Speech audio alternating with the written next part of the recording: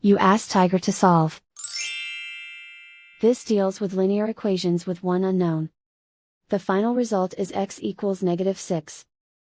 Let's solve it step by step. Group all constants on the right side of the equation. Subtract 10 from both sides. Group like terms. Simplify the arithmetic.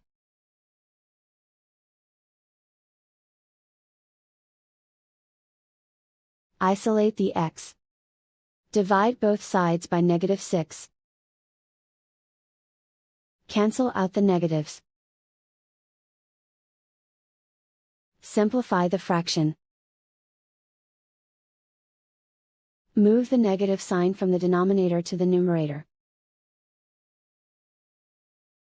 Find the greatest common factor of the numerator and denominator. Factor out and cancel the greatest common factor. And so the final result is x equals -6.